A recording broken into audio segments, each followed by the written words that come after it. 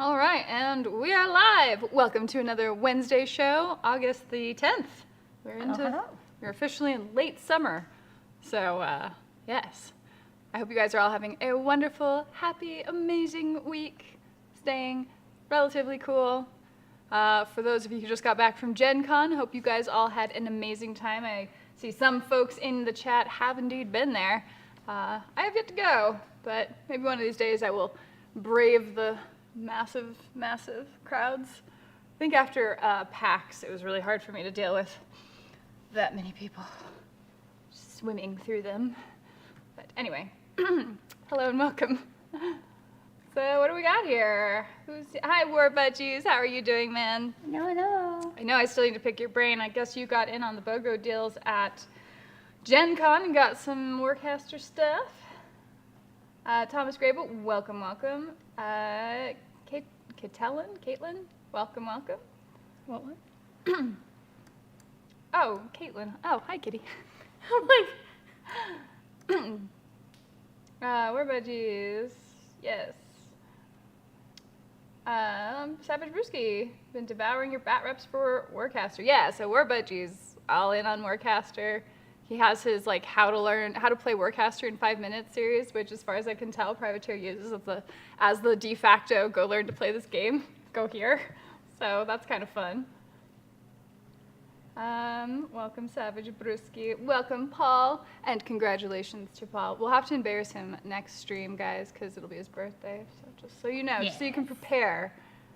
We need to think of something awesome to do. War Budgies, how do you like MK4 being closer to Warcaster? Hey Todd, welcome. Let me see. we're gonna dodge that question. Yeah. No. War Budgies, I'm digging it, Patty, until the unit movement especially, on the fence about the command cards. Yeah, the command cards will be interesting. The movement seems simplified. Hey, Kellis Rain, welcome to the chat. Hey, Melinda, how are you doing, girl? Hi. Let's see. Plundered in. Good evening, everyone. Brian. Hey, Brian. It's been a minute. How are you doing? Good morning, Julia. Let's see. Oh, new caster on the table. Yeah, so this is Ekaterina Baranova, I believe, who, after the Grey Lord Covenant, I guess, got decommissioned, let's say. She was basically a Grey Lord, super adept, super amazing, but her name's not Zerkova, so here's her newer, younger people replacing the other casters, and so she leads the Winter Corps. I guess she led the newly formed Winter Corps, which, if you looked at the new announcement today, there's more information on the Winter Corps, including the new Sniper Warcaster, whose name escapes me. Iliad begins with an I. For some reason, those names are always hard to remember. But yeah, so he's out there. So they're showing off what all is going to be part of the Winter Corps. I'm assuming he's going to be part of that initial box set if you get in on that. Savage Brewski, hey Miranda, hey Flo. Magicura, welcome. Had excellent fun at Gen Con. Thomas, that's awesome. Do the War Machine command cards allow you to do something during your opponent's turn? No. Not the cards we've seen so far. Okay. During your turn. So that would be kind of like the way the Arcana plays, but they're saying it's not that way. Let's see. Good evening. Oh, and welcome, Thomas. Kitty saying hi, or Patty saying hi to Tommy as well. Let's see. Yep, I'm getting Marcher Worlds, and my favorite will be playing ISA. Oh gosh. Let's see. Also need subtitles until the kids. Oh, fair enough. Let's see. So yes, that's a bunch of Warcaster talk. So I put out a poll yesterday, after considering what should our topic of conversation be, because it's War Machine Mark IV has come out or is announced, and so now everyone's waiting for it to come out, and everyone's digging into the beta rules, and there's a plethora of war games out there to choose from, and so it got me thinking about game design, which I think Thomas will be very happy to impart his wisdom, his opinions on. And we'll be talking about, game All right, mechanics. I got a microphone too. Yes. So after popular demand, we rummaged a microphone. I think we dug it out of a dumpster somewhere around our house. Is the sound working? It is, but I'm getting a weird ground tone. You're just a mess then. Yeah, I guess the Empyreans are coming for Warcaster. Let's see, I'm working on my 40k War Dogs at the moment. Nice. Kellis, pre-orders are up for FLGS. They have until the end of the month to put in orders, so check your FLGS. I don't know anything about game design, but I do like pretending I do. Whatever. That's one of the things us wargamers love to do. Like, talk about the games that we love, complain about the games we love, and talk about if we made our game, what would be the perfect game system. You know this is true. Give me a game group that hasn't, hatched their idea of what the perfect game system would be, and they should really make a game system. Is that not just how Tommy sounds? They just have a ground tone all the time? I don't know. Does this sound any better? We'll have to wait on feedback for that. Andrew, I may have bought a lot of old Warm Hordes models. Yes, my friend Aaron did too. He sent me a picture earlier. For those of you who watch Cool Guys Nation, he got in and bought like a bunch of random minis, mercs it looks like mostly. Found out when I had the first playlets for my first ever indie game. Just say Tommy is piping in from another dimension. It's Brian's suggestion. I like that one the best so far. Let's see. It is as hard as it is hot at the moment because my paints have literally dried up in the heat. My metal, my copper, my flesh tone, paint pots, all the paints made in Mexico have dried up entirely. Oh no! That sucks. Like, it's one thing if like a paint goes out because you can kind of replace them piecemeal, because even expensive paints, they'll be like $7-10 or whatever. But a bunch of them, that just hurts.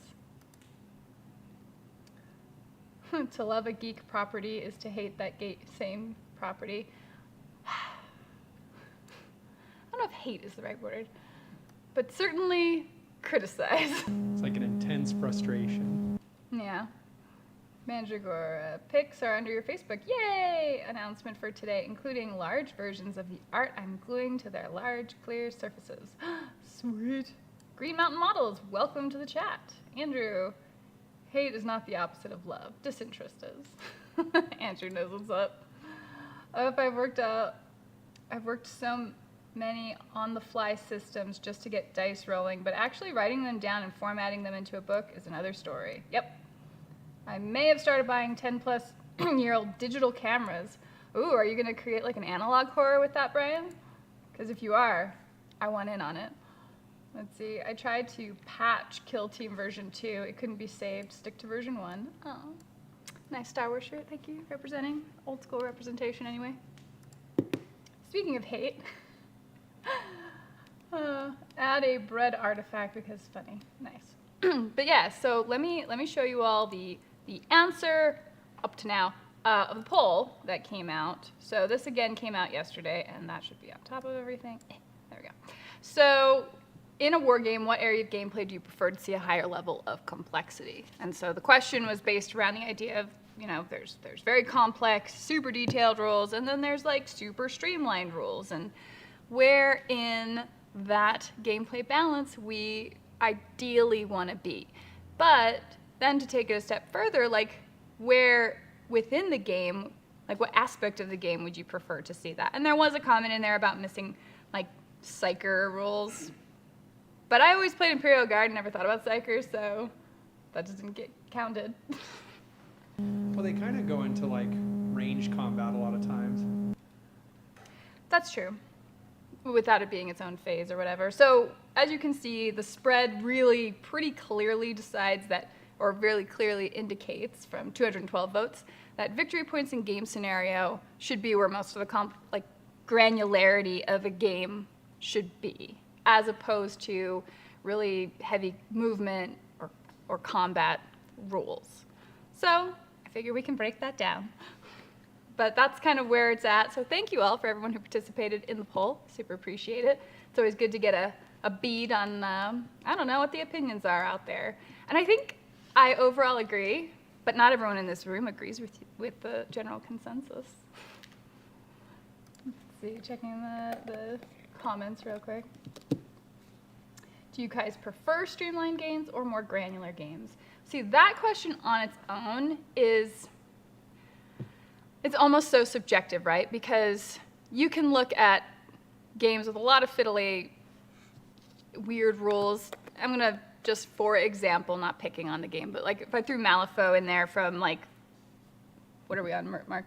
Version 3? So when I played version 2, like there was a lot of stuff to keep track of different conditions and all of that. And it felt messy and too complicated. But even complicated, it was like, it just was easy to lose track of what you had on your models. It was easy to move a model and forget you had something on, like a condition on it, or that certain conditions stacked or overlapped or didn't. But to someone else, they'd be like, what, I remember that just fine. That's not complicated. So that's why it's more of like what counts as streamlined? Because nobody wants to think that they need a simple game, because no one wants to feel like they're simple players, obviously. And so it's always like, you've got to word it carefully enough to be like, look, no one's judging you, but what do you prefer when you are sitting down on a table and you want to roll dice and play with your toys, okay? What is it that you prefer? That's all I'm asking. So streamlined versus complicated. And most people are probably going to say like both, right? Because you want, like the drums analogy, like if you've ever learned to play the drums, it's easy to learn and hard to master is kind of probably the sweet spot, maybe. See if anybody in the comments agrees. It's real quiet over here. Hey. Let's see. I think psychology in War Machine is pretty straightforward. Once you commit a unit halfway up the board, you might as well know what their plan is. Well, except there is no psychology in War Machine anymore. Maybe they'll bring that back. That would be good. Somebody else had kind of mentioned in that with psychology. Psychology rules are more like if your units are too afraid to attack, if they're going to run away from something terrifying, or like the way bolt action has, where you have suppression markers, which I always thought would work well with, because War Machine has a lot of orders that you issue, and so like a charge is an order, or things like that. And so it's like putting suppression markers on a unit would be like, well, they can still move around and do stuff, but they can't receive orders right now. But that's psychology rules. Yeah, and Malifaux actually did that pretty well, because, if you're going to attack Teddy, he's this terrifying, horrible thing, or Huggy, what was his name? The Hungering The Darkness. Hungering Darkness. If you're to attack him, he's terrifying. You need to take a terror check to see if you can even do it. And that adds some taste of the world to the gameplay, I guess. Well, how many people do you know who would you could tell them just to go engage a grizzly bear in melee? Right? No, you're a tar pit unit. Go get them. Yeah. Just get in there. But that's where it's like... Get him, slugger. That's oftentimes... Get a Ray. Get a Ray. That's oftentimes the difference between a board game and a war game, too, right? Savage, I picked up the scoring scenario. I picked the scoring scenario issue. I can't stand when you have something like, your objective may change, but if it doesn't, it can only be claimed by troops named Bob on a Friday. Yeah, which is actually one of the interesting things when we were playing Brawl Machine, and I was showing DJ and I was showing you that too. It's like, well, if you just kill this one tar pit unit, now they can't score I think it was the circle objectives or whatever, because only units or your warcaster could do it. And so if you just eliminate one of those, then you basically just get up on scenario. So that could matter if you needed a mechanic to do a mechanic's job, or a medic to go do a medic's job, which would be really cool scenario plays for rescuing someone or hacking something. Or like engineers have to go and place explosives on a building, and so you have to escort them to do it, that sort of thing. Escort missions. Escort missions. Well, they're not like normal escort missions, because you also control the little mechanics who just wander around aimlessly and run ahead. As long as they don't just get insta-killed by the opponent, right? Brian, it depends on my time availability. I like a fun, quick game if I have no time, and I love details if I have lots of time. Well, that's an interesting point, too. So do you think that same game, well, I guess just by points, right? Like point size of a game, a 25-point game versus a 50-point game, or 500-point combat patrol game versus a 2,000-point game will help save you time, and you can still enjoy that same game without having to learn a whole new rule set. Bookkeeping, fun times. Kellis, yes, I agree. Bread on Wheels really likes bread. I like bread too. Mandragora, I have to run. I got cash to buy new paint. All right, man. Have at it. Thanks for popping by. Let's see. I would like the rules concept to be simple, but strategizing to be complicated. Okay. Well, yeah, I mean, I think that goes back to the drum analogy, right? It's like you want to be able to pick up the basic rules enough so that now you can see how creative you can even be with your units. I like that. Well, I think that goes with your poll, right, where they wanted the scenarios and stuff like that to be the complicated part of it. Yeah. I like a spectrum of game types. It also depends on who I'm playing with and where their enthusiasm is. Dude has a lot of feedback. Let's see. Paul, I chose Melee. Some games I've played had two wildly different models hitting each other, but can have the exact same stats and rules. Sometimes it doesn't make sense. Well, that was one of the changes to 40K, right, where they made it so just sixes. I think it was one of the orc things, and honestly now it affects the Imperial Guard, where just you're wounding on sixes, and that's that. Because if you just throw enough dice at it, the numbers are going to start netting out, even though, like, a lasgun against, like, crazy armor probably doesn't make a lot of sense. But then you're trying to balance out the fact that these units are so disproportionate to each other, you want to give them a chance, which I believe is why that rule was there. Let's see, I want an army that's like myself. They would do everything they can to do nothing. I don't think that those are the right armies to have in warfare. No, it's like grots when you play orcs. Okay. Just the grots. Like, you have to have orcs that make them go do stuff. Oh, that make them do stuff, yeah. But if your army was just grots, then they wouldn't have to do it. They would probably just leave eventually. But what's the game then? They're like just trying to clear them out. You're actually chasing them down because they're just too lazy to actually engage. By the way, Bread on Wheels wants a bread army. When we go to Gary's store, yeah, in he's Utah, got a gingerbread army. Yeah, it's like an Ogre King's Warhammer army, but that all what it the was? ogres are gingerbread men. It's actually pretty awesome. That army is several years old. Some stale-ass gingerbread. Yeah, it's actual gingerbread men. Jay Smith, what insane luck to stumble across one of your streams. Thank you. See, Big Pause, Infernal Horrors would make sense to have terror-like rules.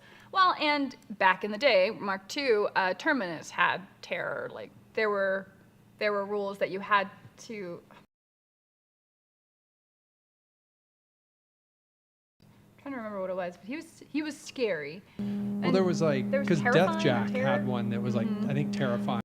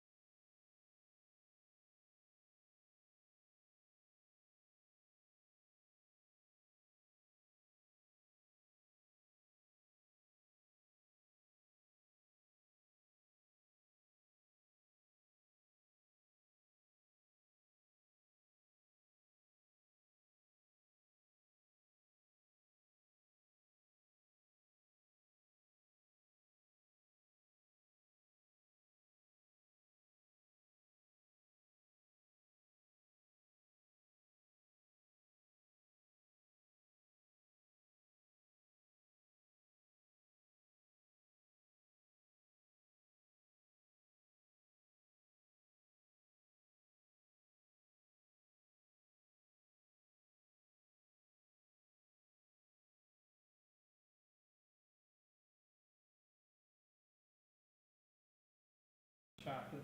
Oh, hang on. I think it came back. All right. Yep, we're good. I don't know what happened. Sorry. I restarted the soundboard. Oh, yeah? Hard. I don't know. Technology these Sounds days. like computer glitch. I don't know if you guys have noticed that nothing works these days. But there we go. So yes, back to stuff working in. Sorry about that.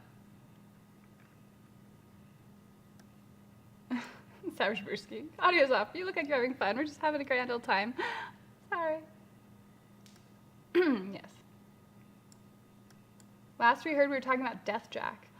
Oh, that happened a while ago. Oh, gosh. Sorry, guys. Yeah, so Space Marines, something like that. All right, let's just catch up over here. Yes, I'm back. Sorry, took a while. I was trying to go back and forth between talking and reading and clicking things. That was a fun 5 minutes of animated Miranda. Oh, tell me it wasn't 5 minutes. Snake Plissken tried shutting you down and failed. Snake Plissken. Death Jack for cutie. I like that. That's a t-shirt idea. There you go. So yeah, game mechanics wise, we're scenarios. So obviously War Machine has super streamlined their rules by comparison, although I don't know that it's streamlined to the point where it's like overly simple. I don't know that I have a whole lot to compare that to. Like, what's the simplest war game you think you've ever played? You and me, Tommy, we make the mercy. Would bolt action count as a pretty simple one? Because it's kind of a stripped down 40K.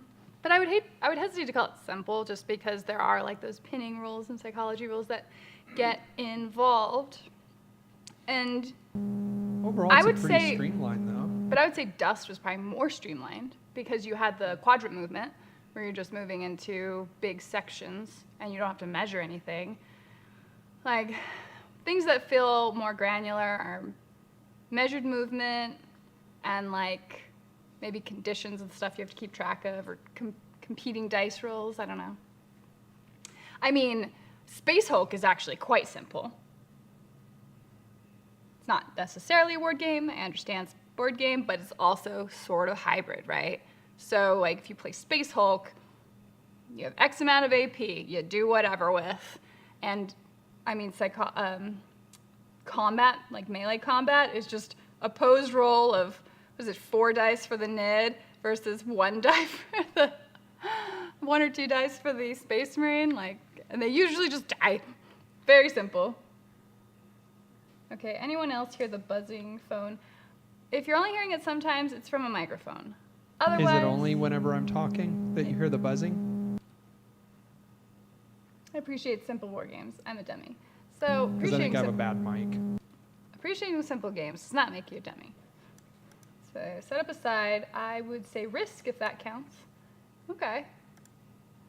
1-page rules is really simple. Oh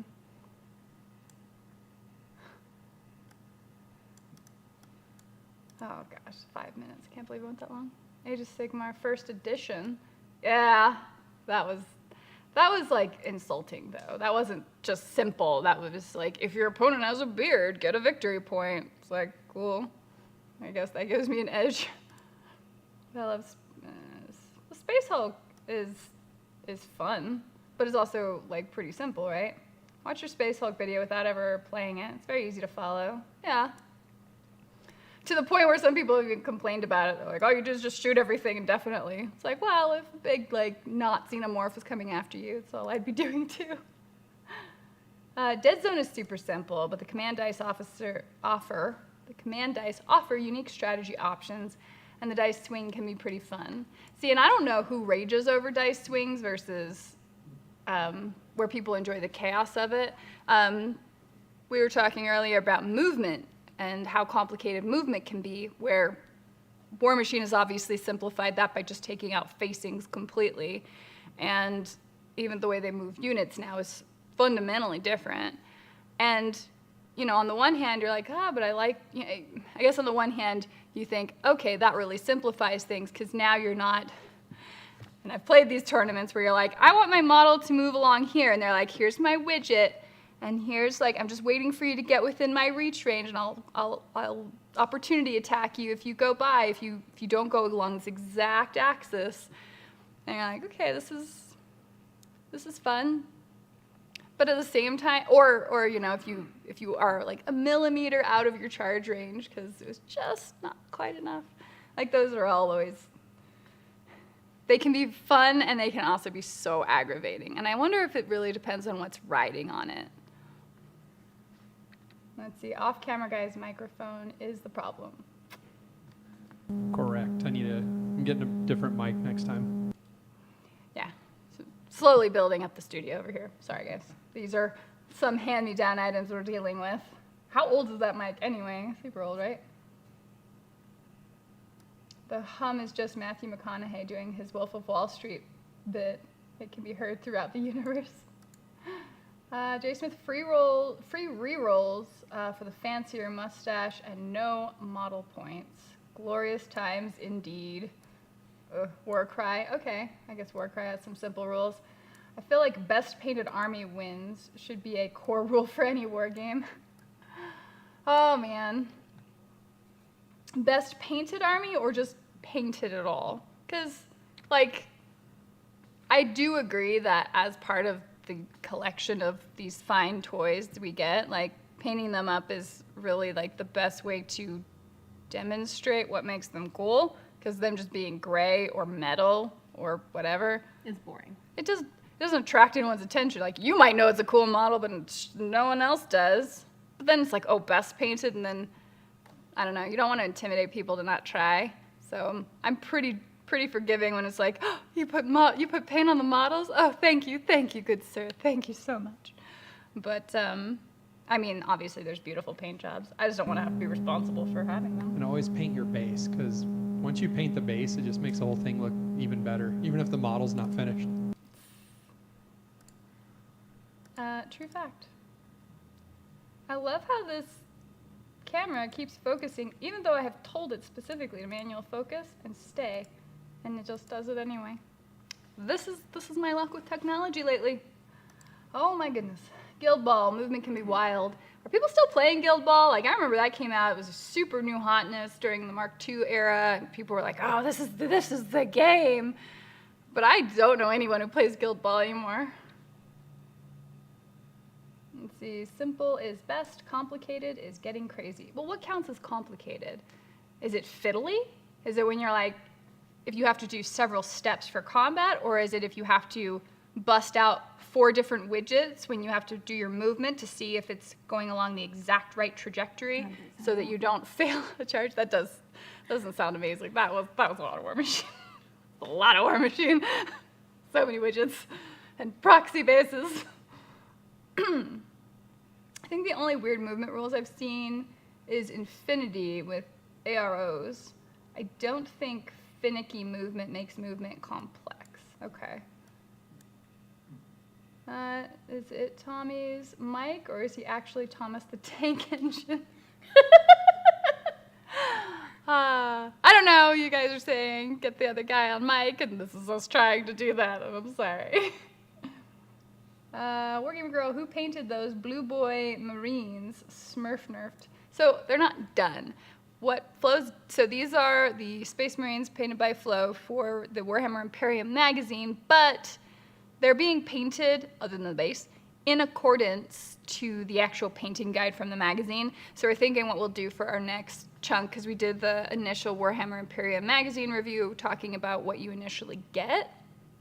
But I thought it would be really cool if we did a review once you have enough issues to have a combat patrol game against Necrons. So the Necrons were just getting painted in a whole different scheme, but the Space Marines, because they're just Ultramarines, like they're fine. No one's in love with wanting to paint them or anything like that. So we're like, okay, what we can do here is just paint them exactly in accordance to what the magazine tells you, with the paints the magazine provides as well. So this is sort of them at one of the steps of that painting scheme. So they will look better as we move on, but someone asked what she was painting, so that's what you get. Want me to run one over? I guess random movement can be complicated. Yeah, I don't know, like blast templates or deviations, those never seem too complicated because you're just trying to figure out where to go. Well, what about the days of scatter die? That was old fantasy, wasn't it? 40K had them too. You remember in 4th, and I'm trying to remember when they went away, because I learned in 5th. It was in one of the 4th had them, 5th had them, I think 6th had them. Oh, maybe. Yeah, it was a pretty new introduction when 40K went to just you roll a dice to see how many dudes you hit in a unit. That was more recent, yes, where they got rid of templates completely. It was the same time they got rid of scatter die. Yeah, okay, gotcha. Well, that might have been, I don't remember if that was 7th or 8th, but it was right along there. I know who would know, but he's not paying attention. That's okay. Septimes. Okay, one of the major rules that will make me drag feet before buying into a game is specialty dice. Proprietary specialty dice. What are your thoughts on that? I agree. I'm actually the same way. That you hate specialty dice? I don't know if I just absolutely hate them, but they really do make me drag my feet before getting into a game that has them.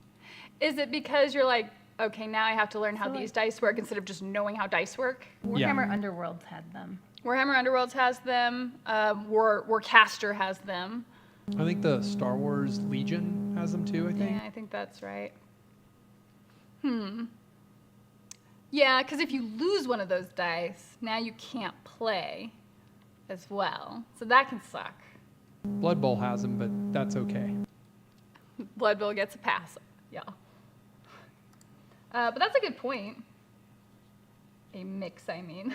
They feel... Do they? Do they? I don't know. They make it feel more like a board game, I think. It The doesn't really specialty? feel like a ward game as much when you have a specialty dice out. Okay. X-Wing. Did X-Wing have specialty dice? I thought they did.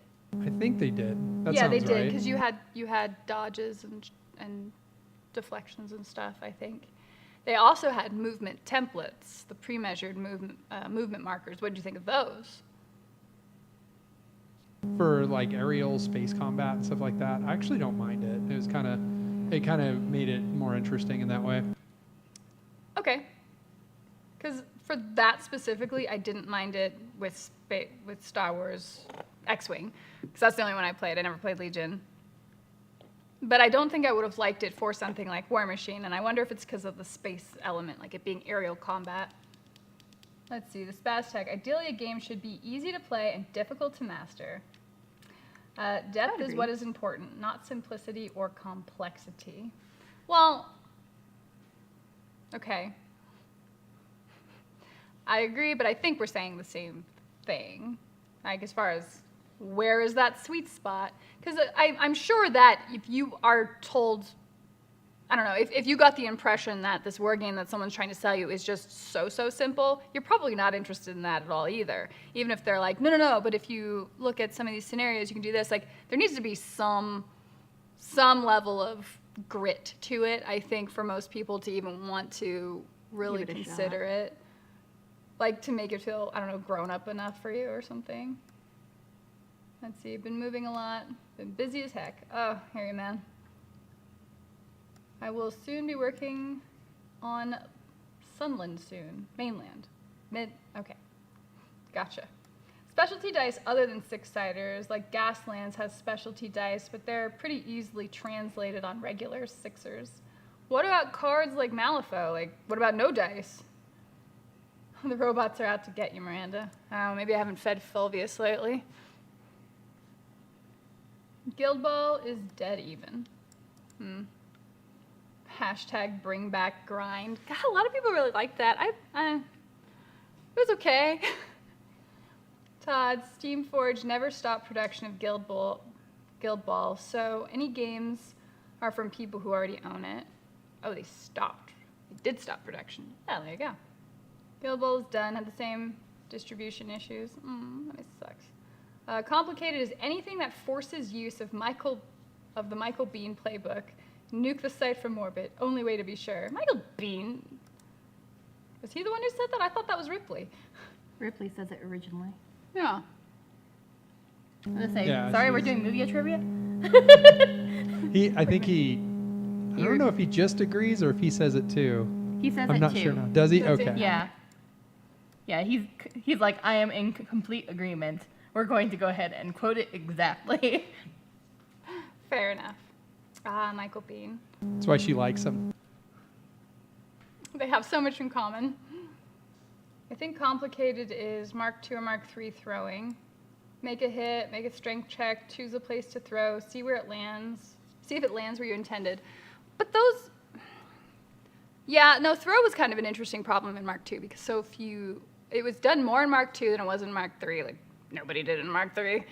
And it was funny because Matt Wilson actually mentions that in one of the Primecasts. He's like, people don't even want to look up the rules to like remember how to do that. And I'm like, yeah, I totally did that. Like, I could throw, let's just, I don't know, we'll just hit you. By the way, Rich did just throw hopped me a on to say hi. Robin. Rich, hi.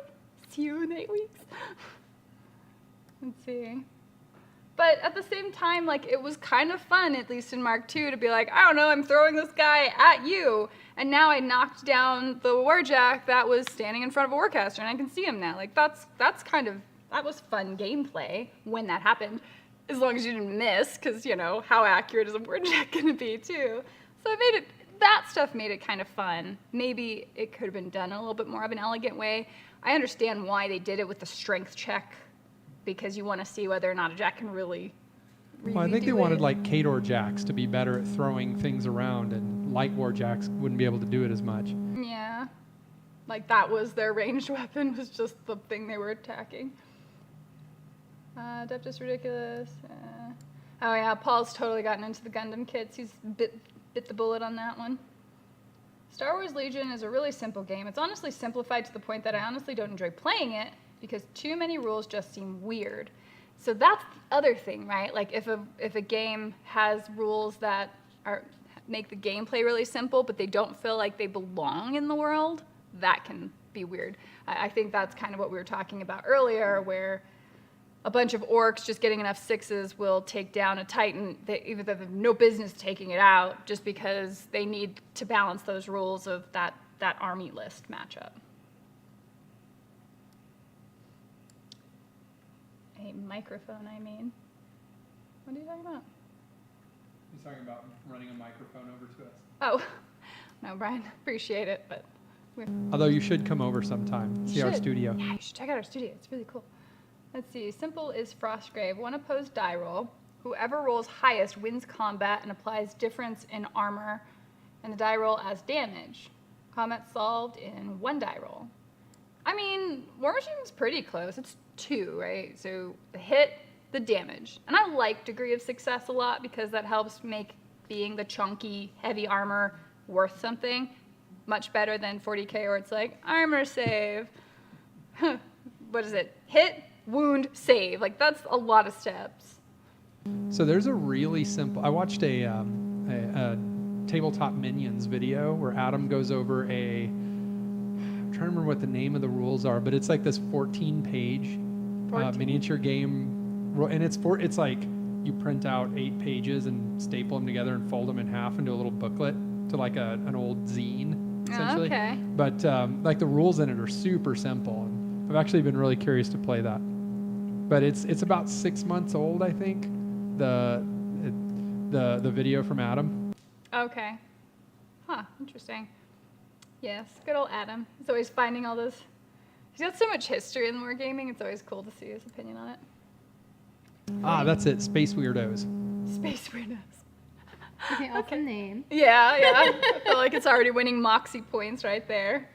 Yeah, he went over the rules and they seemed really compelling actually. Like everyone has a set movement and you just have it's like a stick, and that's the only measuring stick.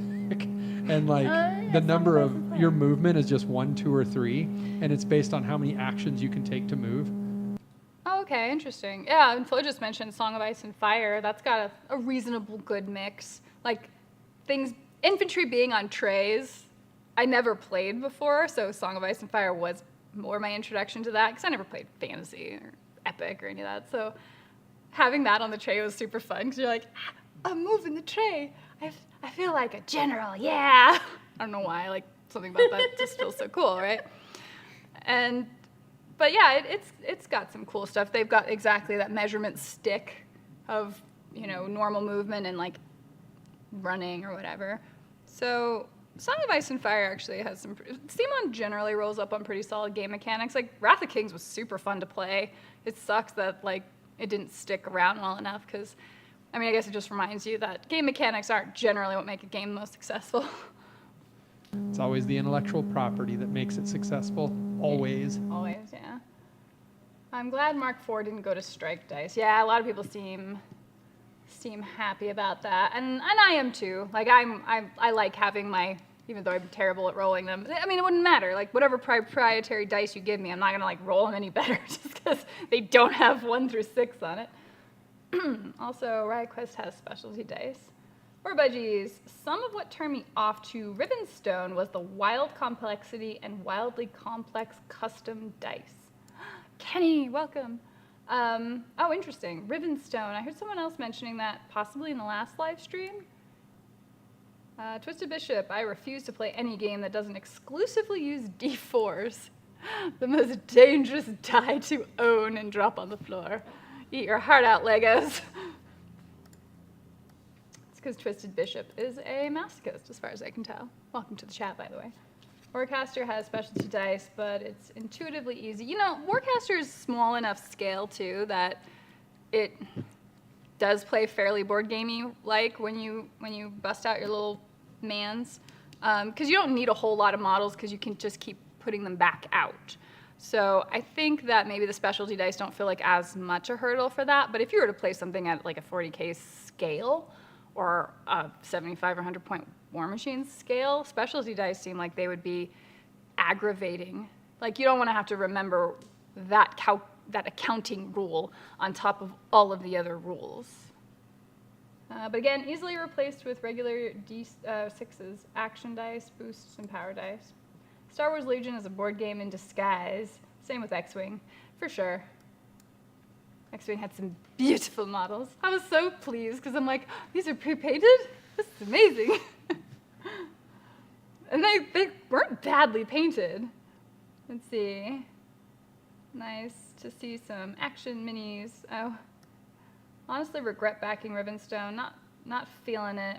Though the models are to my, I'm assuming you mean liking. Yeah, liking. Yeah, beautiful models definitely sell a game. Like, even if people aren't going to play it, beautiful models sell like crazy. Just a Bishop. Yeah, I really wanted to get into Rivenstone, but it's not doing it for me. Huh. And you think it's possibly because the rule set just feels too mired in a bunch of things that don't look fun to learn, maybe? Because, it's not like we can't learn complex rules. It's just, is it going to be interesting enough to warrant the effort? Especially in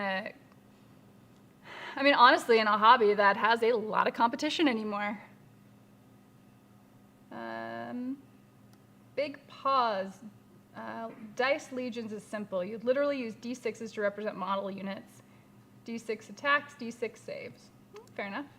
The thing about 40K and 30K is when they need to use a flowchart in order to see where the dice results falls into, aka crunchy, which I typically associate with historical games where you're like, here's the mortar, and now we have to see on this chart, like how far, what the wind speed and direction is affecting. Well, that's like MBT and IDF. I think Harpoon is that way too. Yeah, there are some very crunchy, complex, nerdy games, like the EVE Online of war games to get into, and I just haven't experienced any of those, admittedly. I've always been a sucker for magic and fantasy and all of that, and so historical, I may come around to sometime, but not yet. Oh, bye, Savage Brewski. Thanks for popping by. Super appreciate it. Thanks for sharing your thoughts on game complexity and where you feel it best lies. Wargamer Girl, have you ever tried Battletech Alpha Strike? Big mechs beating each other up. I know, by all rights, it should be completely up my alley. Albuquerque, how's a genuine Battletech meta? No, haven't played one game. Although there was a really cool one at Adepticon one year where somebody took a bunch of Mech Warrior 3D models and printed them out so that the Battletech robots were like 8 or 9 inches tall, and then printed out the hex grid onto a floor mat. Yeah, that's right. They were playing it on the floor. I want to play it like that. That would be fun. No, I mean, you're right. Big mechs beating each other up. Like, how do you go wrong? It's just one of those things, like, to get around to, which is, I guess, the usual challenge for me, in all honesty. A game you can grow into and get good at while also being able to explain it in 5 minutes is my sweet spot. So Warbudgie is a big fan of Warcaster, being able to, probably be one of the few, to explain the gameplay in 5 minutes. I really like Malifo's use of cards. You know, it's surprisingly an awesome game. Yes, it is. No, Malifo's a great game. Like, if you don't mind the card mechanic, it's super fun. Models are irritating to put together, but they are really pretty. I feel like Malifo's cool with the card mechanics because it feels like you're playing poker for the fate of your little dudes. It's like really thematic. Well, I'm very much into cards, so. Yeah, you definitely are. But then, like, the different fate decks you can get, like really beautiful different styles. Like, there are some gorgeous decks. I still love my Adepticon, whichever year it was, the Adepticon exclusive deck. Yeah, it was old, but oh, such pretty illustrations on there. So but you can also collect like 800 million dice, like Paul does, and always have your fancy die too. Funny because I roll really well, but I like cards. That actually seems about appropriate, honestly. Let's see, the Street Fighter board game, they did a really good job at simulating a fighting game's combo system. Oh, interesting. Wow. Brian's quote. Which one? Well, you highlighted. Oh, I have one job in this crew is to repeat Sigourney Weaver. Oh, that is Brian. Yes. Well, Galaxy Quest. it's sort of, it's paraphrased, yes. From one of the best movies ever. No, it's what Brian's job is on the Galaxy Quest. Yes, He's is one of to the lower level crew. Sigourney Weaver repeats the ship, and then he repeats He Sigourney repeats Weaver. her. Oh my gosh, like a signal booster? Yes. Oh my gosh. I loved the throws in War Machine, especially as a troll player. It was mandatory knowledge. Plus, I had some sweet memories of friendly fire throws. Yeah, but the thing is, it got abused so bad. That's the only reason that got lost. Just like in tournaments, they had to limit the number of proxy tokens you're allowed to use. I threw all the time in Mark III, but that's just me. Yeah, I think that was literally just you. Like, nobody that I knew really was doing it. Just a bishop. If you failed the strength check on a throw, it should crush you under the jack. It'd be pretty funny. But a lot of time it was jack on jack, so we just, Brian, okay, I can bring over a VHS camera and force you to make something by the seat of our pants. Well, we actually did that last year when we made our Waiting for Yidra short. That was pretty fun. Oh yeah, that's true.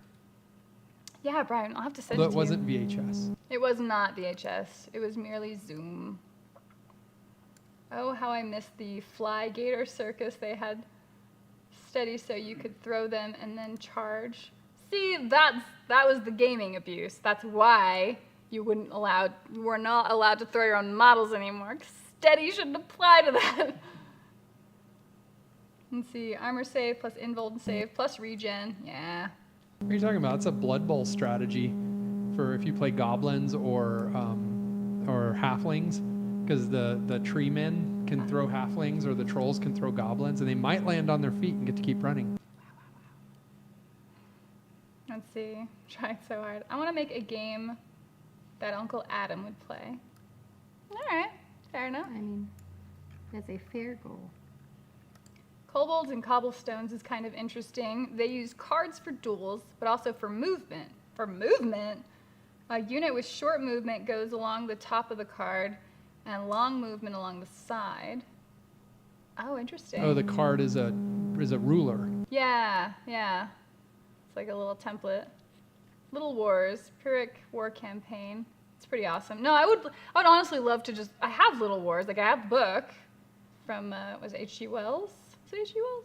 I think so. Yeah. D4, aka Caltrops. Thank you, Spaztech. Exactly. Yeah. So, Little Wars, I mean, the first, as far as I can tell. Let's see. I think what made Space Weirdos sound cool, I think that is what made Space Weirdos sound cool. It would bump up to D12 for the strong weapons. Aggressor Marines are so cool. So aggressor Marines are basically just fire bats, right? Like if you played StarCraft, What are you like they're talking literally just fire bats. Are you implying that GW would copy somebody else? I mean, really? They do look legit like that, though. Which I only realized after doing a Google image search. But yeah, the fire weapons on the hands like that. Oh, right. Andrew, thoughts on keywords? I found my biggest gripe with keywords when learning is not having a reminder next to the rules. You know, that was one of the amazing things about Mark II when you read the rule book for that. One, paper rule book still is kind of king in a lot of ways for that. But it would repeat the rule. It would say, this model has steady, and then in parentheses, a model with steady cannot be knocked down. Like, it would have that. So I agree with you. I think, like, on the one hand, it's almost like the icons, I guess, in War Machine, where you're like, okay, you have to just memorize, like, that's Pathfinder, that's Magical Weapon, that's Weapon Master. Like, as long as there's only a few of them, it's not hard at all to pick up. As far as keywords, like, that's more 40K, where, you know, anything with the X keyword, I mean, it probably adds a level of complication that puts some people off. I don't know how bad it is. Let's see.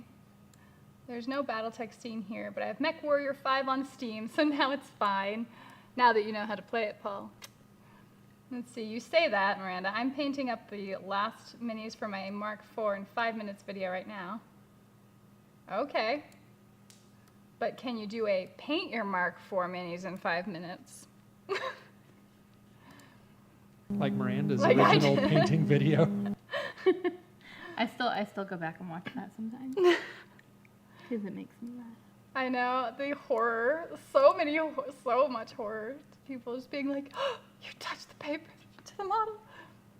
Let's see, Blood and Plunder is the best of both worlds, from the unbiased opinion of the Plunder Den. It's a historical game, but feels like a fantasy game, and of course the ships are epic. Ship combat does sound awesome. I've actually seen the Plunder Den's channel where he goes over some of it. Like, it looks really cool. That's true. Definitely worth a look. And you know, you only ever need one mat. Like, ocean. It's another ocean. You have islands. I mean, that's scattered terrain. What is that, like, really?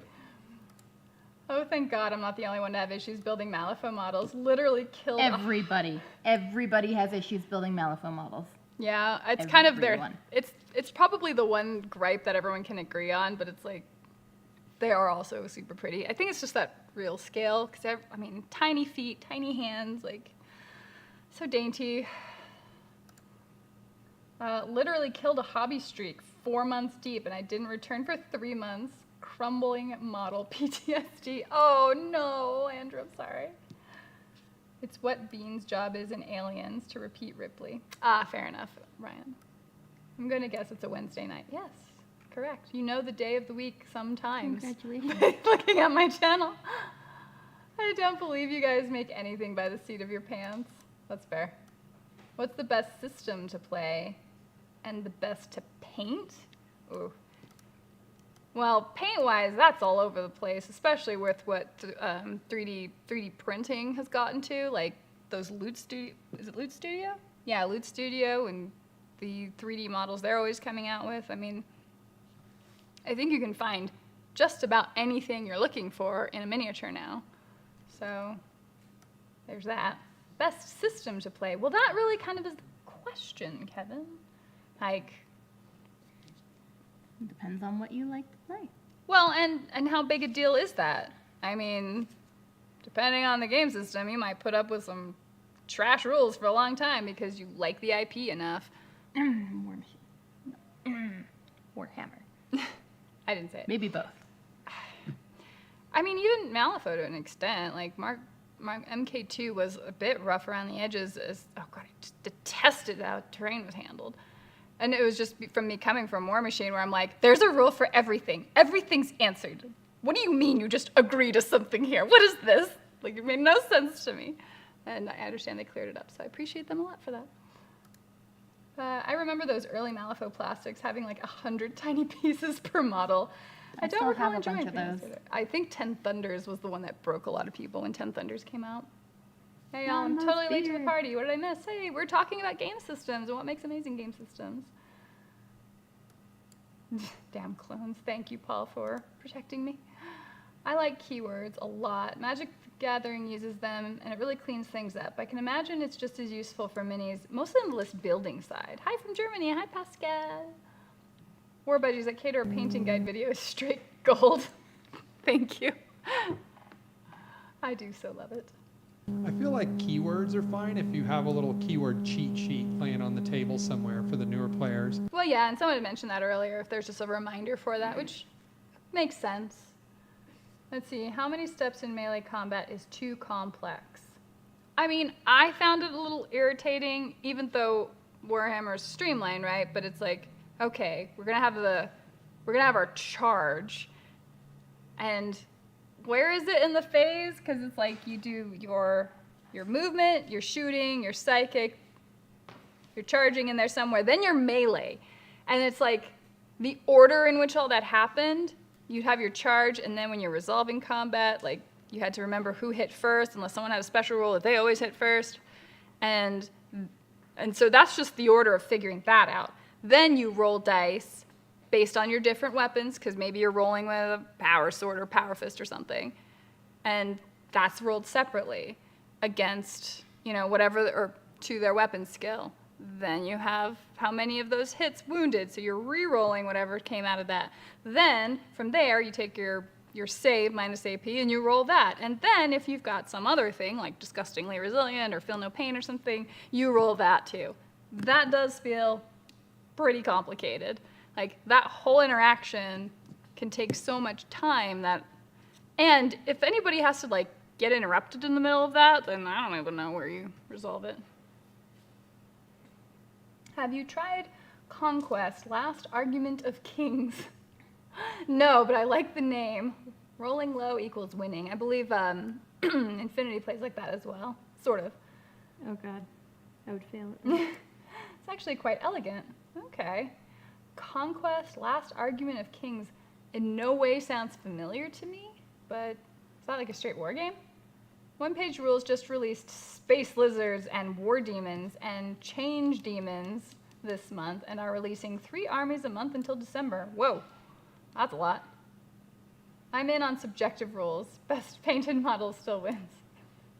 Fair enough. Does Mark IV have pre-measuring? I hated having to guess distances in Mark II. Yeah, Mark III and Mark IV both have pre-measuring. Yeah. I'm not a huge fan of that. I understand where people are like, no, I want it. I think it was only given to make these hyper-competitive players happy. But whatever, that's just me. So yeah, pre-measuring, totally a thing. In Mark III. It's not just you, I agree. I actually think not allowing pre-measuring helps with the fog of war. Well, that whole war game thing, right? But at the same time, it's like, well, what's the company doing? Are they saying they're making a specifically war game? I know they call it that, but at the same time, like, what are you making? And what is the modern sensibilities of what people want or whatever? But, I mean, just our day-to-day, you think you know how stuff works, but it's never exact. And that's just like our boring lives, let alone combat, like the heat of combat. Of course, things are going to fall short or be off or whatever. That's some of the chaos that I appreciate. But again, I understand not everyone feels that way. I explained to hit, to wound, and save rolls literally. First is whether it's going to hit. The second is whether it was a good hit. And the last is whether the armor will hold up. Right. Let's see, you can measure everything in Mark III. You can't explain it like that, though. It's too complicated. Okay. I mean, to hit even 2 steps of that is probably fine. 3 is okay. I preferred 2 because obviously War Machine was my jam. Conquest is great. Rank and flank. Pre-measuring wasn't the problem. Your opponent lying about this model's actual threat range was the issue. Oh, I don't know that I dealt with that a lot, but yeah, you definitely get some of that. Pre-measuring makes it easier to play, I think, less guesswork and thinking. Unless somebody is planning and pre-measuring their entire turn and throwing up their little, their proxy bases up to say, okay, this thing's gonna go here and this thing's gonna go here. And you'd have people just playing their whole turn, so that if anything fell short, they'd be like, well, I measured that already, so that's actually fine. I don't know. It's maybe it's that argument of what is it, beer and pretzels versus like hyper competitive too. Like how much are you gonna nitpick over millimeters? In War Machine, you nitpicked at over millimeters. Like people fought over that constantly, and I don't know that pre-measuring made that any better. Appreciate you, Mo. Helps keep it fun, I think. I mean, it, again, depends on what you're going for. Big pause. I like damage grids for mech models, and losing abilities or overall getting worse as more damage accumulates. That is one thing that has drawn me to War Machine and the Gundam-like Ignition Core games. Yeah, no, degree of success. So much so that when, I think it was 8th edition, but definitely in 9th edition, they added damage tracks. I was like, there's so many things from War Machine they incorporated into this new edition. Theme lists, i.e. all the different HQ, or what are they called? You know, the way you, force organization charts. And then, yeah, damage tracks, which totally made sense. Like, you should get worse as things on your systems get broken. Also, the power levels more closely resembled like War Machine's point building system. Yeah. So in my game, Mutants has D10s. You and your opponent's roll, subtracting modifiers. Whoever rolls lowest wins combat. Each weapon has 3 damage outcomes and is determined by the attack roll. 3 damage outcomes? Like, what is an example of that? One of the things that was great about old school fantasy was no pre-measuring.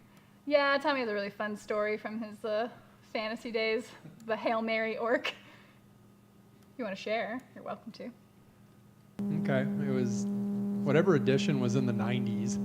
It was like it's an older one, but yeah, I had an orc catapult, and the guy on his deployment, because this was like at the very beginning, he had deployed his general on horseback, like kind of away from other troops because it was too far away. He thought that, you know, he'd be able to react. They're elves? Yeah, they were high elves. High elves. And so like, I'm sure he was like just gonna see which unit he wanted to embed them with, but I was able to get a really good like Hail Mary. Like I had an orc rock lava that actually I nailed him perfectly and killed him, and half his army actually routed, even though they shouldn't have. They have high, but even those rolls worked out, so half of his army fled off of the back of the table before the game began. It was great. Was it just dice down at that point? He's like, you win. Yeah, it was just like, I don't know what we can do at this point. Now that sucks for the other guy, because however long it took to set up that board. Well, he should have embedded his general with one of the units. He just thought his general was safe. Safe, yeah. And I mean, lesson learned, right? Like, that is something that dude probably remembers to this day too. I mean, it was a Hail Mary. Like, he should have been safe. Should not have happened. Let's see. I get the layered aspect of no pre-measuring. Just think it makes the game harder to figure out. Okay. Anyone else kind of wish that Mark IV tried alternating activations or at least reactions? Yes. Alternating activations is the best. From like unit to unit, model to model? Yeah. Bolt action does a really good version of it. Bolt action does it in a great way, I think. Because you can't guarantee that you're going to get the next turn or not. And so it's some of that fog of war again that I think makes for a really good war game. Now, bolt action, you have a die, a colored dice for each unit or model that's represented in your army, and you throw it into a bag. For those of you who don't already know that, shake up the bag, and then you each take turns pulling a die out of the bag when you're ready to go. Like on your turn or whatever, you pick up the dice and you see. See whether it's your faction or your opponent's faction. So you never know if you're going to get 2 activations in a row or if you're going to get gypped twice in a row. So you're always trying to kind of bet on that, but it's random enough that I don't know, I think it's great. It works really well, and since each die is representative of a model or unit, then you you know that if you've got a lot of models or units, you can hedge that way, or as things die off, like it's going to affect it. It's just well done. Do you prefer fast play with simple rules or complex play with more rules? I think there's a sweet spot. Hell no to alternate activation, says Achilles Rain. I like being able to really think out. The rules need to be able to support a reasonably in-depth strategy, not Rube Goldberg machines, nothing like wonky and weird and stuff that just like takes you out of the game because you gamed it, but where you, I don't know, are taking advantage of things that maybe the characters in that game should be able to do, like special magic abilities they have, or you know, maybe the ability to see further than other models, or see through clouds or something like that. Like those types of complexities, and I do say that with some reservation. I don't like special rules. Like special rules bloat on top of core rules. Like Mark II's core rules were honestly pretty much perfect in my view. It was only ever the special rules that everything else got that made that feel really complicated. So I think I like a decent degree of crunchiness to my games. Lisa Cavator, GW game designer, designed Conquest Last Argument of Kings, by the way. Wow, there you go. Keckler, I like the idea of reactions, including psychology complexity. Rilling design, let's see, Emil Rilling, he designed a few of the Mantic games too. Okay. So is Kecker a horde player? Is that his name? Because he is the person who kecks. It's probably a legitimate name. I know Kitty and I never fought over millimeters, but anything over 1/8 of an inch was out of the question. Oh, marital problems. Let's see, I think Company of Iron alternate activation is sort of fun. You know what?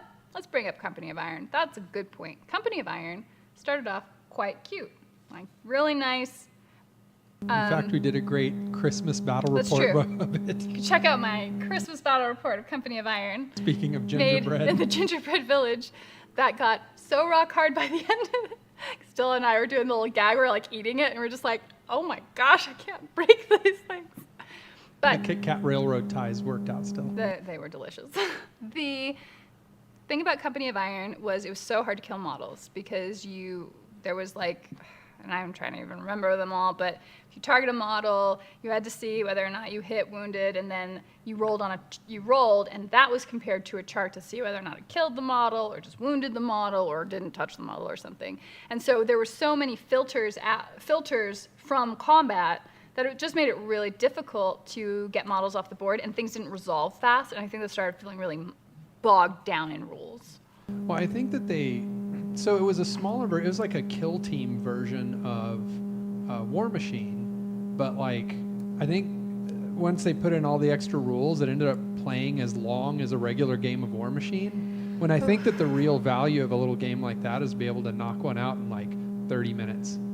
Yes, which comparatively, Undercity, which unfortunately got unfairly panned in my view, but Undercity, super fun board game.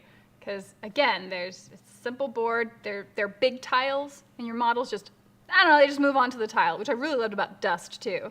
Well, you could put several models on one square. If they're in the same square, or I think in that case if they were in the same square, but in Dust if they're in the adjacent square, boom, that's your range for everything, combat done, like unless you're shooting. So it made things feel pretty simple and fast. Now Dust ended up feeling a little more board gamey in that regard because you had that grid out, but I don't know, I really enjoyed it with Dust. Oh well, if I ever find myself playing someone who breaks out proxy bases to plan every movement, I am clearly in the wrong room and will immediately grab my army back and leap out the nearest window. Fair enough, good sir. Malifaux has 3 damage outcomes. Okay, what are the 3 damage outcomes in Malifaux? Are you talking about Weak, like... moderate, and severe. Oh, right, those outcomes. Oh, yeah, that's right.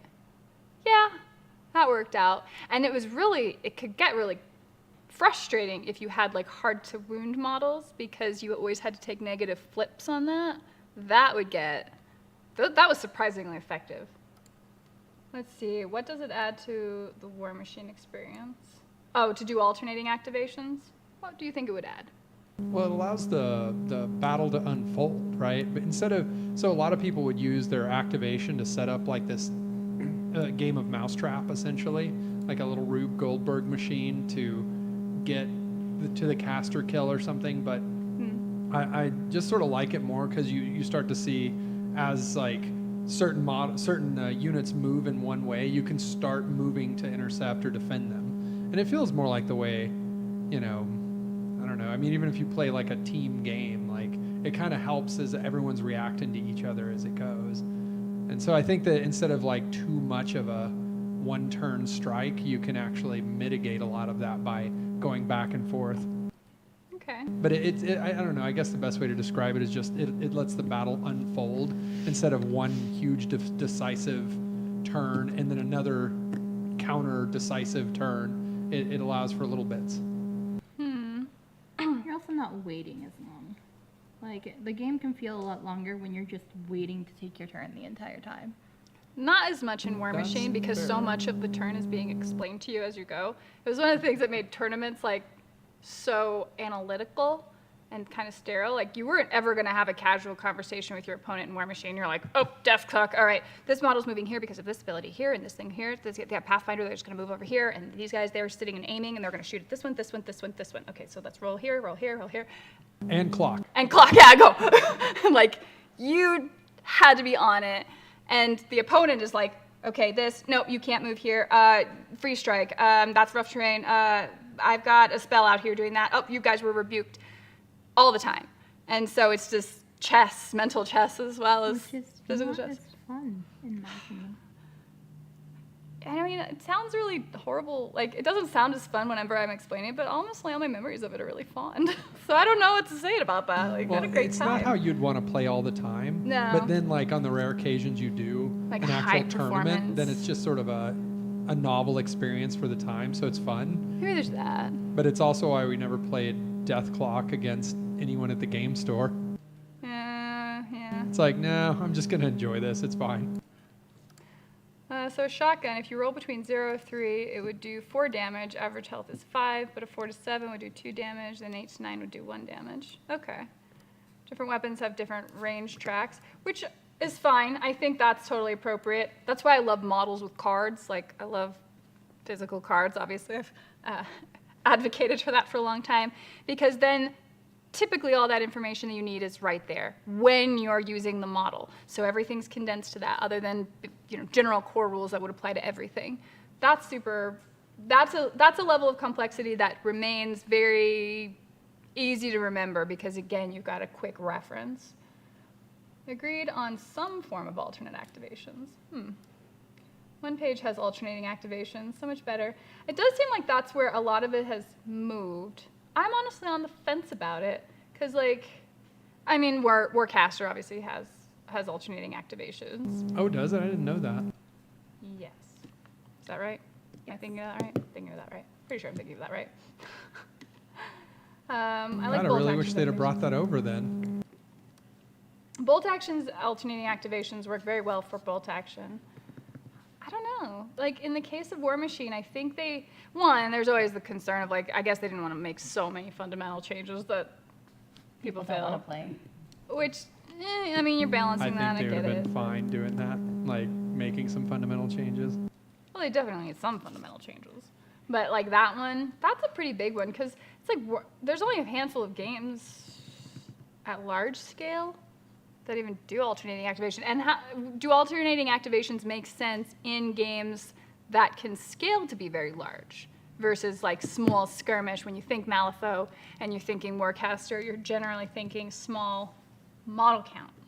I feel like it can, because especially again, Flo's point, where you're sitting and waiting. The larger you scale that battle, the more you're sitting and waiting. Whereas if it's alternating activation, you just kind of going around and taking care of everything. Once you're done, you drop a activated token next to it and then move on. Okay, it's more interactive rounds, less of a first turn advantage. There's a lot of benefits to more interactivity. You need to pre-measure before rolling. If you do, You know what the roll needs to be to succeed. If you don't, you'll get in arguments if it's close. True. I do like the breakdown of movement, then attacking. Each player moves and commits pieces before any attacks are made. Then after all models are moved or attacks are made. Yeah, so when I was showing DJ War Machine specifically, like that was a big difference between that and 40K, because there in 40K, and honestly the way original Kill Team worked as well, you're like, here's all the movement. And that was kind of an interesting thing, early Kill Team, all the movement, then alternating activations. All movement on one side, all movement on the other side, then alternating models. In the case of War Machine, it's, you know, move and do all of your actions, and then you complete the movement for that one unit, and then you go on to the next thing. And then obviously 40K, as far as I can tell in the entire history of 40K, has always had phases of action. I don't think they've ever not done that. Ryan, I just walked around my house talking to myself out loud about which of my cameras I'm going to end up taking everywhere, so I think it's time to go to bed. Oh, Brian, take it easy, man. Get some rest. Let's see. You don't move random distances with no pre-measure. Your moves are all set distances. Yes. You know, I actually get what does Keck or Keck questions a lot. It's not where my name comes from, but I roll with it. Fair enough. Leave Kecker alone. Let's see, Matthew. I remember learning Mark II and thinking it was like learning chess, except there were 40 different colors you might play against, and all of the pieces were totally different. It was a lot, and it was a lot. You're right. Like, it was one of the most complicated game systems you could learn in a war game, typically. By the way, with Kecker, when you play Warcraft in your alliance, the Horde, whenever they talk to you, it's in this jarbled different language, right? So you can't talk to them, they can't talk to you. And so when Horde would, you know, when they'd kill you or they'd do something and they typed LOL, it always translated as KEK, as Keck. And so that's where it comes from. And so that's why every time I see Keck, that's all I ever think now. And he loves the chess feel, though. You know, there are fond memories of it. I just wonder if, like, if it's aged well, maybe. Then they added Jax. The creation of Christmas Town using Far Cry 5 editors still on my channel. Nice. Oh, that's right. Golly, I missed Dust. Yeah. Company of Iron was fun, but I agree about the wound rules slowing it down. It did. If you're, maybe one way to measure it is if you're spending like a disproportionately long time in one specific phase of the game. Maybe that's not right. It was one of the things I had a lot of fun with for, what was it? Warhammer Underworlds. Because like things were solved there pretty dang quick. Victory points. Victory as you get them. Like boom, boom, boom. I liked it. Knocking one out in 30 minutes. I relate to that. You learn a lot quicker after you have kids. My version of model death in my game is a model is alive until the end phase of the round unless a model has a special rule or takes twice its health in damage in one phase, multiple attacks. I thought that was kind of like how D&D handled it too. Like you would faint and then there was like a certain amount of extra health you lost. Let's see, Kecker, I think of alternating activations like chess. Imagine if White could play out their entire opening in chess before Black takes its turn. That's how I go, you go in War Machine feels to me. Oh, yeah, it's a good example. Okay, fair enough. Arrows are so cool. I don't know what arrows are. Let's see, does 40K do alternating turns? I can't remember. No, it is all one side. And then an hour later, you get to play your turn. But you can chat with your opponent the whole time because you generally have a good sense of what's going on.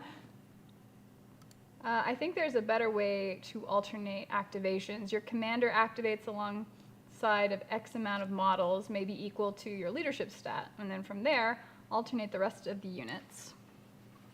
Okay, there's that. I mean, I know there's a lot of special rules they'll generally add too. I almost wonder if that would be like in War Machine, like saying your entire battle group activates and then the individuals go back and forth. You know what I mean? Like that way it's your commander and their main group, but then you go back and forth with the other subordinate models. Well, yeah, just like the other models. Well, what was it? Wasn't it a thing in Infinity where you had AP and you could like pool AP? Yeah, I don't know, because you could have one dude take up everyone else's action. Yeah, that stuff is where the rule doesn't make sense anymore. Because you're like, what is happening in the world exactly? And then there's AOS with double turn. That's so janky. Oh my gosh. Let's see. The problem with that shotgun rules is that it isn't accurate for a shotgun unless you're in a body armor gimp suit. Well, there's always that too. That's correct. Alternating activations for Warcaster. I'm actually glad they didn't bring it into Warm Hordes. I do feel like that would be so fundamental a change. I don't know. Like, I kind of want to maybe test it, but I don't know that I hate that we kept the way it is. I don't know. It'd be fun to test because I remember Owen. I think when he was at Mini Wargaming, like they tested a version of playing War Machine on like a hex grid or on something. A hex map, yeah. They're like, it played basically the same, faster. Star Wars Legion is the only largest scale game I could think of that does alternating activations. Oh, okay. I agree with Hum Guy. Less waiting is better. I'll have a different mic next week. Some games have easy rules, but signature rules in play interacting gets complex.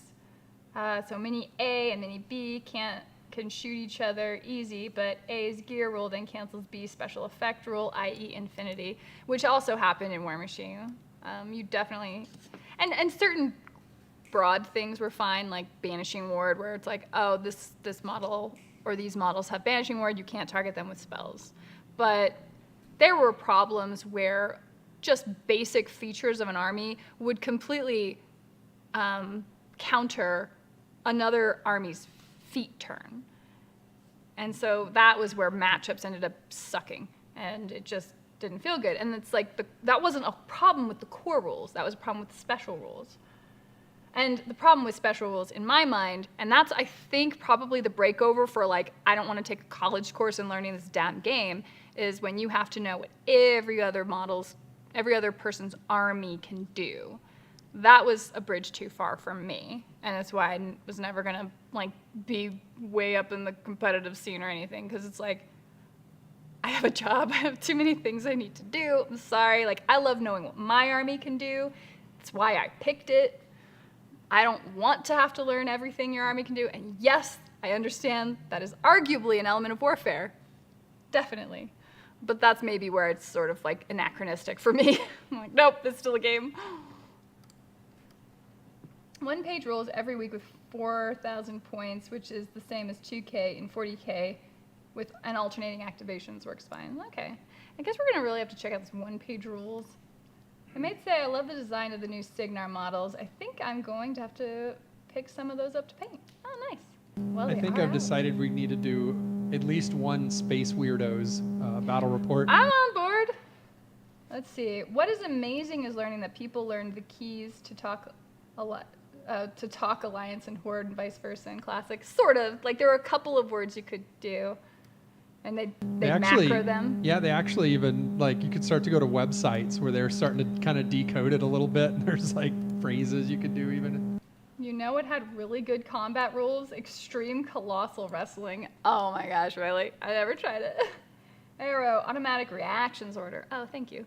Your dude steps out in the open where I can see it. I can make an activation. Oh, that's right. It's always your turn. I always think of that as just Overwatch rules, because usually called Overwatch in most games that I've played, where you can move a dude instead of shooting or activating, you put him on Overwatch. War Machine had a little of that with like reaction fire, reciprocate I think was one of them. We will design the best game by the end of the stream, by God. That's right. Get a bunch of nerds together. We're gonna come up with something. Game designers out here taking notes. I don't know. It's an interesting conversation. It's one of like, I'm sure you guys have all like had time at the game store and you talk about like, I really like this about this game, but you know, I wish it had this, or I hate this in this game. I hate it so much. F you, sweeping advance. Anyway. Oh geez, I remember thinking I'd try Infinity years ago, and after reading half the rulebook, I was so confused I gave away my models and rulebook. It's intimidating. Yeah, I would say Infinity definitely intimidates me, and part of it is just at the list build. And I mean, I liked Aristea. Aristea is super fun. That's like their board game arena, totally great. And like the company, super cool people. Corvus Belli, great people. Totally support them. I have no idea how to play Infinity, and I am unlikely to learn how to play Infinity. So there's that. Oh my gosh, it's already 8. Guys, have we made the best game system yet? We have 1 minute. I just realized we ran out of time. Let's see, click through the chat. Yeah, I feel like Infinity's rule set isn't written super well. That is also a big factor too. Writing a rule set is no joke. I woke up last night in a fervor. I had to write down notes for a 3rd game write-up. I love making games, the micro hobby. Yes, I have many ideas and not enough people to play test with. Oh gosh, isn't that the truth? I don't think I could ever remember that with my own army can do, much less everyone else's. Right. So let's see, 1-page rules is really good. I've been printing a bunch of their models. AOS double turn, the start of the battle round, you roll off to see who goes first. Thus, if I went the last round, I could go off again. Oh, yeah. Yeah, I gotcha. Looking forward to Extreme Colossal Wrestling at at Warfare Weekend. Miranda, Valhalla, Extreme Colossal Wrestling. If we aren't playing a bunch of Mark IV, sure. You know, we wouldn't mind if you kept talking. I super appreciate it, but it looks like I actually do have to sign off, my friends. Although this was an amazing chat. I feel like we're going to have like a part 2 of this because you guys brought up a lot of good points. And I don't know, I don't really feel it with the Mark IV having alternating activations, but I could be wrong and it could help solve problems. I don't know. It's so fundamental a change. But yeah. So I think we can go ahead and call it here. As Flo, gets these Marines slowly done. I have to get back to assembling my Winter Corps battle group anyway. Let's see. I talk making war games during my stream sometimes. Well, there you go. So yes, thank you all so much for hanging out with us tonight. I hope you have a wonderful Wednesday and happy hobbying, and yeah, just have a good time. Say bye, Flo. Bye.